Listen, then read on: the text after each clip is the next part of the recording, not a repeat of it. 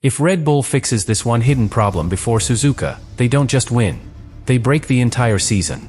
Because right now, every team on the grid is chasing performance. But Red Bull is chasing something much more dangerous. Control. After Australia and China, the data is clear. This car is not consistently fast. It's unpredictably fast. Which is worse. Because when it works, it looks unbeatable. And when it doesn't, it falls apart. But here's the part no one is talking about. They are not bringing a normal upgrade to Japan. No visible parts. No major announcement. Nothing you can photograph. And yet, this might be the most important upgrade of the entire year. Because it targets the one system that defines the new era of Formula One. Energy. Half the car. Half the performance. And right now, Red Bull is the only team pushing it to the absolute limit. If they solve it before Suzuka, no one can copy it in time. No one can react. And by the time they understand it, it might already be too late. Australia was the warning. China was the confirmation. But neither of those races showed the real problem. Because on the surface, it looks like Red Bull is just inconsistent. One weekend they fight through the field. The next, they disappear into the midfield. But that's not what's actually happening. This is not inconsistency. This is instability at the core of the car. And that's a completely different threat. Because an inconsistent car can be improved. But an unstable system can either collapse or suddenly dominate everything. And here's why. In Australia, the signs were already there. A car starting from the back, cutting through the field. Finding lap time when it shouldn't. Even setting the fastest lap of the race. That's not normal. That's not a balanced car. That's a car with extreme peaks. Moments where everything aligns, and it becomes incredibly fast. But those moments don't last. And that's exactly what Red Bull has been fighting. Because right after that performance, the same car started losing power off the line. Losing positions instantly. Struggling with energy deployment in the most critical phase of the race. And that changes everything. Because when your problem is not speed, but when and how that speed appears, you are dealing with something much deeper than setup. You are dealing with timing. Energy timing. Deployment timing. Thermal timing. And Formula One in 2026 is all about that. But then China exposed the next layer. And this is where things get uncomfortable. Because the drivers tried everything. Setup changes. Balance adjustments. Mechanical tweaks. And nothing worked. No improvement. No response from the car. And when a Formula One car stops responding to changes, that means one thing. The limitation is built into the system. Not around it. Inside it. And suddenly, everything starts connecting. The pour starts. The battery issues. The cooling failures. The lack of balance. They are not separate problems. They are symptoms of the same thing. A system that is operating at the edge. Too aggressive. Too tight. Too dependent on perfect conditions. And this is where Red Bull made a very dangerous bet. They didn't build a safe car. They built a car that only works when everything is perfectly synchronized. Aerodynamics. Energy deployment. Cooling. Ride behavior. All of it linked together. And when that link breaks, the entire performance disappears. But here's the twist. If they fix that link, if they stabilize that interaction, this car doesn't just improve. It transforms. Because no other team has gone this far. No other team has pushed integration to this level. Which means no other team has access to that ceiling. And that's why what's coming to Suzuka is so critical. Because this is not about adding speed. It's about unlocking the speed that is already there, but currently unusable. And if they get it right, what we saw in Australia was not the exception. It was the preview. But to understand why this matters so much, you have to go deeper. Because this is not just about performance. It's about how Red Bull designed the entire car around a single idea. Integration. Not just better aerodynamics. Not just a stronger engine. Everything working as one single system. And that sounds efficient. It sounds logical. But in Formula One, it's extremely dangerous. Because the more connected everything is, the less margin for error you have. And Red Bull has almost no margin left. The RB22 is one of the most tightly packaged cars on the grid. Everything is compressed. Side pods smaller than expected. Internal components pushed to the limit. Cooling channels reduced to gain aerodynamic efficiency. Every millimeter is doing two jobs at once. And that creates something very powerful. But also very fragile. Because when temperatures rise even slightly, when energy deployment is not perfectly timed, when airflow is disturbed just a little, the entire balance shifts. And not gradually. Instantly. That's why drivers are struggling to feel the car. That's why changes seem to do nothing. Because the window where the car works is extremely small, miss it by a fraction, and the performance disappears. But here's where it becomes fascinating. Because this same limitation is also the reason why other teams cannot copy it. You see, most teams design their cars with separation. Aero works independently. Power unit works within its own limits.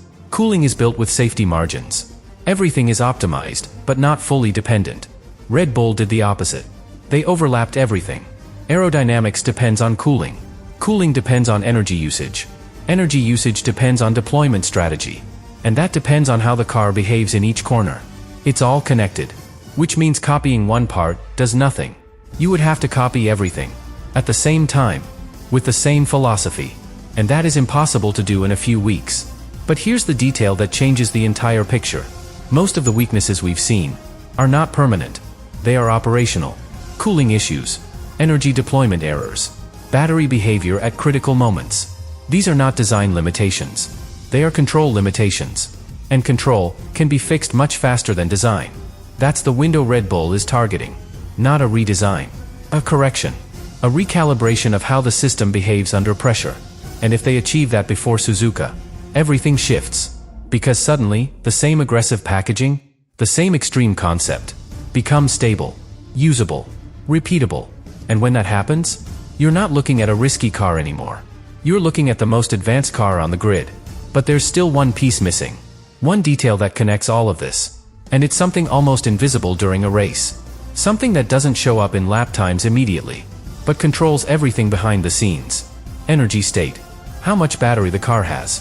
When it deploys. When it holds back.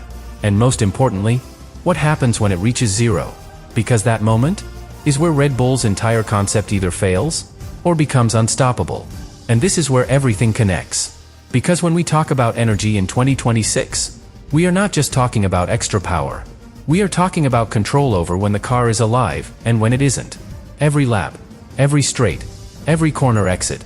The battery decides how much performance the driver actually has. And Red Bull right now is playing a very dangerous game with that. Because their system is so aggressive, so optimized, that it is constantly operating near zero, near the limit. And that creates a scenario most teams avoid at all costs. Moments where the battery is empty, completely empty. And when that happens, the car doesn't just lose a bit of speed. It becomes vulnerable. On corner exits, on straights, at race starts. Exactly where performance matters the most. We already saw it. A launch where the car simply had no power. Positions lost instantly. No way to defend. No way to recover in that moment. And that is not a small issue. That is a fundamental weakness. But here's the twist. Red Bull is not trying to avoid that situation. They are trying to control it. That's the difference. Most teams stay safe. They keep energy in reserve. They protect the system. Red Bull is doing the opposite. They are extracting everything. Every bit of energy. Every possible gain. Even if that means hitting zero. Because if they can predict exactly when that happens, if they can control when the battery drops, and more importantly, how fast it recovers, then they unlock something no one else has. Maximum deployment. Maximum performance. At exactly the right moments. Not safe. Not conservative. Optimized. And that's why this is so hard to copy. Because this is not about hardware anymore. It's about behavior. Software. Strategy. Real-time control of energy flow inside the car. And that takes time. A lot of time. Time other teams do not have before Suzuka. But here's where it gets even more interesting. Because Red Bull is not just working on improving this internally. They are also pushing externally. Talking to the FIA. Looking for permission to adjust how energy is handled at the start. Because starting with zero battery is not just slow. It's unpredictable. And in Formula One, unpredictability is risk. And risk can be regulated. If they get that approval, they remove one of their biggest weaknesses instantly. Just like that. No new parts. No redesign. Just a change in how the system is allowed to operate. And suddenly, the starts improve. The first lap becomes safer. The car becomes more consistent. And all of that without touching the core concept. But even without that approval, they are getting closer.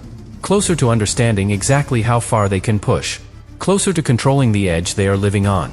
And that's the key word. Edge. Because Red Bull is not building a comfortable car. They are building a car that lives right on the limit of what is possible. Thermally. Electrically. Mechanically. Everything is stretched. Everything is pushed. And that's why it looks unstable right now. Because they haven't fully mastered it yet. But if they do, if they finally synchronize energy deployment, cooling, and balance, then what we are seeing as a weakness becomes the biggest advantage in Formula One. And Suzuka is the perfect place for that transformation. High-speed corners, long, flowing sections, continuous load on the car, constant demand on energy systems. There is nowhere to hide, no way to fake performance. Either the system works, or it gets exposed completely. And that is why this race is different. Because for the first time this season, we are not just watching who is fastest. We are watching who understands their car, who controls it, who can operate at the edge without falling off it. And if Red Bull gets it right here, then everything we've seen so far was just the beginning.